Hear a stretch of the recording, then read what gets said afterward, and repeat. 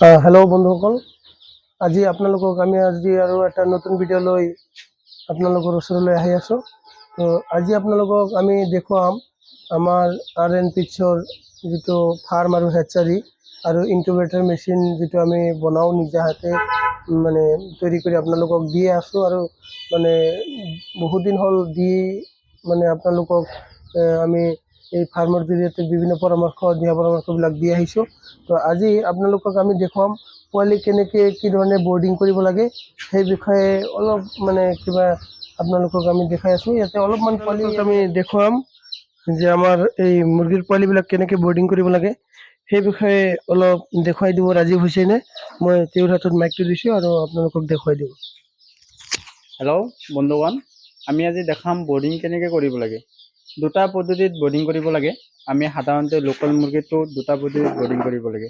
তাৰে হৈছে আমি ৰাতি বৰ্ডিঙত লাইট দি ৰাখিব লাগে ৰাউণ্ড চিষ্টেমত, আৰু দিনৰ টাইমত আমি ৰ'দৰ মাজত যদি দিব পাৰোঁ কোনো বেমাৰ চেমাৰ নালাগে। কাৰণ যিটো নেচাৰেলি যিটো ৰ'দ থাকে সেই ৰ'দৰ মাজত ভিটামিন ডি থাকে আৰু তাৰে পোৱালিকেইটা বেমাৰ হোৱাৰ চান্স খুবেই কম থাকে, মৰ্টেলিটিও কম হয়। আমি আজি চিম্পল পদ্ধতিত কেনেকৈ বৰ্ডিং কৰিব লাগে, অলপ পোৱালি যাহনে লয় তাহনে কেনেকৈ বৰ্ডিং কৰিব তাৰে এটা আইডিয়া দিম। ইয়াত আহি যাব, এইটো হৈছে আমি অলপ 100-200 পোৱালি যে বৰ্ডিং কৰিব তাৰে তলত আমি তুঁহগুৰি যিটো আছে সেই তুঁহগুৰিটো তলত অলপ চিম্পল পৰিমাণে দিব দি আৰু ওপৰত ৰাউণ্ড শ্বীট যিটো প্লেন শ্বীট আছে সেই প্লেন শ্বীটৰ মাজেদি ৰাউণ্ড কৰি এই পোৱালিকেইটা তলত তুঁহগুৰি দিব আৰু দানাটো দিয়াৰ সময়ত সাৱধানে দিব। আমি সাধাৰণতে কি কৰোঁ, বাতৰি কাকতৰ ওপৰত দানাবিলাক দি থাকোঁ। সেই বাতৰি কাকতৰ ওপৰত দানা দিলে কি হয়, যে পোৱালিকেইটা যদি লেট্ৰিন কৰে বা ময়লা লাগে সেইকেইটা দি খাই বেমাৰ লগাৰ চান্সটো বহুত পৰিমাণে বাঢ়ি যায়। সেইকাৰণে আমি সাধাৰণতে এটা কথাই মনত ৰাখিম, যাতে দানাটো দিয়াৰ সময়ত আমি ডাইৰেক্ট বাতৰি কাকতৰ ওপৰত নিদিওঁ। আমি দানাটো কিহৰ ওপৰত দিম, সেইটো আমি সাধাৰণতে দানাটো দিম কিহৰ ওপৰত, এই আমাৰ দানাৰ পাত্ৰবিলাক যে আছে সেইবিলাক পাত্ৰত আমি দানা দিম। আৰু সাধাৰণতে আমি দেখা পাওঁ যে ডাঙৰ 3 লিটাৰত ড্ৰিংকাৰত আমি পানী দিওঁ।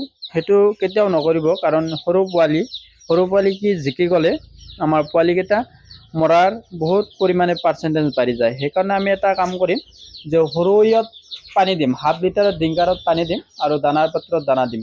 সেই দুটা বহুতেই ইম্পৰ্টেণ্ট। আৰু ৰাতি এটা কাম কৰিব, গোটেই টাইমত ৰাতি 70 বা 80% ঢাকি দিব বৰ্ডিঙৰ ওপৰত। কাৰণ যেতিয়া আমি লাইটটো দিয়া যায়, ঢাকি নিদিলে ওপৰত কি হয়, এটা ঠাইত গৰমটো বেছি পায়, আৰু যেতিয়া আমি ঢাকি দিয়া যায় তেতিয়া আমি গোটেই বৰ্ডিঙত সম পৰিমাণে টেম্পাৰেচাৰটো পায়। আৰু সম পৰিমাণে টেম্পাৰেচাৰ পালে পোৱালিকেইটা টেম্পাৰেচাৰ যেতিয়া মেইনটেইন হয়, গ্ৰোথটো সোনকালে হ'ব আৰু বেমাৰো কম লাগি যায়। আৰু তাৰ লগত আমাৰ হাঁহৰ পোৱালিও আছে। হাঁহৰ পোৱালি তো নাজিব ভাইয়ে আলোচনা কৰিব, কেনেকৈ হাঁহৰ পোৱালি ৰখাৰ পদ্ধতিটো দেখাই দিব আপোনালোকক। আৰু আপোনালোকক আজি দেখুৱাই আছোঁ নতুন বৰ্ডিং কেনেকৈ আমি ৰেডি কৰিম। এইটো আমাৰ নতুন বৰ্ডিং এটা ৰেডি কৰা আছে। আমি ইয়াতে পোৱালি ৰখা নাই, আজি মানে ৰেডি কৰি থৈছোঁ। মানে এইটো ভাটিবেলা পোৱালি আমি ৰাখিম। এইটো আপোনালোকে চাই আছে শুকান তুঁহ, এইটো শুকান তুঁহগুৰি দিব। যিমান পাৰে ৰ'দ দি শুকাই ল'ব, একদম ৰ'দ দি শুকাই লৈ তাতে আপোনাৰ বৰ্ডিংটো এনেকৈ প্লেন শ্বীট দি বনালে ভাল। এইটো প্লেন শ্বীট হ'ল আমাৰ 12 ফুট লম্বা আছে আৰু 1.5 ফুট হাইট আছে। এইটো আমি কাটি পেলাই এনেকৈ ৰাউণ্ড কৰি মেৰিয়াই দিছোঁ আৰু তাৰ ভিতৰত আমাৰ তুঁহগুৰি দিছোঁ। ইয়াতে আমি তুঁহগুৰিৰ ওপৰত ডাইৰেক্ট পোৱালিটো এৰি দিম। ইয়াতে আপোনাৰ আৰু নিউজ পেপাৰ বা এনেকুৱা কিবা বস্তা চস্তা এনেকুৱা আমি একো পাৰি নিদিওঁ। তুঁহগুৰিৰ ওপৰত পোৱালিটো ৰাখিলে পোৱালিটোৱে যেতিয়া পায়খানা কৰিব, তাৰ যিবিলাক আপোনাৰ পায়খানাৰ লগত পানী থাকে এই বস্তুবিলাক যদি আপুনি নিউজ পেপাৰত পৰি যায়, এইটো তাতে পোৱালিবিলাক যেতিয়া তাতে টোপনি মাৰে গাত লাগি যায়, নিমনিয়া হোৱাৰ মানে বহু পৰিমাণে চান্স থাকে। সেইটোৱে আপোনালোকে যদি ডাইৰেক্ট তুঁহগুৰিৰ ওপৰত ৰাখে, যেতিয়া পায়খানাৰ লগত পানীবিলাক পৰে তেতিয়া আপোনাৰ এই তুঁহগুৰিটোৱে পানীবিলাক খাই দিয়ে। খাই দিয়াৰ পিছত আপোনাৰ মানে এই বৰ্ডিংটো শুকান থাকে, আৰু শুকান থাকিলে পোৱালিটো মানে সুস্থ থাকে, তেতিয়া আৰু নিমনিয়া হোৱাৰ ইমান ভয় নাথাকে। আৰু এই আমি 100 পাৱাৰৰ এটা বাল্ব লগাই দিছোঁ, মানে গৰমৰ দিন সেইকাৰণে এটা বাল্বতে এইটো হৈ যাব। আৰু আমি এইটো পোৱালি ৰখাৰ পিছত আধাখিনি মোটামুটি 70% মান এনেকৈ ঢাকি দিম ৰাতি, আৰু দিনত খুলি ৰাখিম। দিনত বেছি গৰম হ'লে বাল্বটো অফ কৰি দিওঁ, আৰু যদি কম গৰম থাকে ঠাণ্ডা ভাৱ থাকে তেতিয়াহ'লে আমি বাল্বটো গোটেই দিনটো দি থ'ম। এইটো নিশ্চয় আপোনালোকে লক্ষ্য ৰাখিব। আৰু হাফ লিটাৰৰ পানীৰ ড্ৰিংকাৰ যিবিলাক আছে ইয়াতে আপোনালোকে দেখিবলৈ পাইছে আমি এইবিলাক হাফ লিটাৰৰ পানীৰ ড্ৰিংকাৰত পানী দিছোঁ। আৰু এইটো যিমান পৰা যায় পৰিষ্কাৰ পৰিচ্ছন্ন কৰি দিব লাগে, ডেইলি একবাৰকৈ হ'লেও ধুই পেলাই দিব। আৰু পাৰিলে অলপ অলপ ORS মিক্স কৰি দিব, সৰু পোৱালি যিহেতু মানে এনাৰ্জিটো যদি কোনোবাটো পোৱালি অলপ চলপ দুৰ্বল থাকে সেইটো এই ORS খাই পেলাই এইটো সুস্থ হৈ যায়। আৰু আপোনালোকক দেখালোঁ যে আমি কেনেকৈ পোৱালিবিলাক বৰ্ডিং কৰোঁ, কিভাৱে পোৱালিবিলাক বৰ্ডিং কৰিলে সুস্থ থাকে।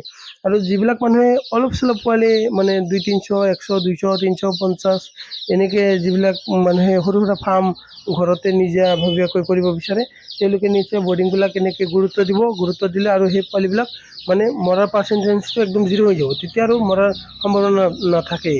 বৰ্তমান গৰম ছিজন এনেও পোৱালি নমৰে। তো গতিকে আপোনালোকে এনেকৈ যদি অলপ মনোযোগ দিয়ে নিশ্চয় আপোনালোকে সফল হ'ব পাৰিব। আৰু এনেকৈ সফল হ'বলৈ হ'লে আমাৰ লগত যদি আপোনালোকে কিবা পৰামৰ্শ থাকে নিশ্চয় ডিছক্ৰিপশ্যনত আমাৰ নম্বৰবিলাক দিয়া থাকে, আপোনালোকে কল কৰিব পাৰিব, যোগাযোগ কৰিব পাৰিব। আমাৰ গোটেই ৰাজ্যখনৰ বিভিন্ন জেগা বা ৰাজ্যৰ বাহিৰত বিভিন্ন জেগাৰ মানুহে আমাক কল কৰে। আমি বস্তুবিলাক আপোনালোকক ধুনীয়াকৈ বুজাই দিব চেষ্টা কৰিম। আৰু আপোনালোকক যিমান পাৰোঁ আমি হোলচেল ৰেটত কম মূল্যত আপোনালোকক পোৱালি যোগান দিবলৈ চেষ্টা কৰিম। পোৱালিৰ লগতে পোৱালি, কণী, ইনকিউবেটৰ মেচিন, মেডিচিন পাতি যি লাগে চব দৰৱ পাতি আপোনালোকে আমাৰ পৰা নিশ্চয় সংগ্ৰহ কৰিব পাৰিব। তো নিশ্চয় অহা ভিডিঅ'ত আমি আকৌ আপোনালোকক দেখুৱাম যে আমাৰ হাঁহৰ পোৱালি কেনেকৈ বৰ্ডিং কৰিলে আমি মানে খুব ভাল এটা ৰিজাল্ট আশা কৰিব পাৰোঁ। সেই ভিডিঅ'টো আপোনালোকক আমি নেক্সট ভিডিঅ'ত দেখাম। আজিৰ কাৰণে এইখিনি কৈয়ে মই আজিৰ বিদায় লৈছোঁ।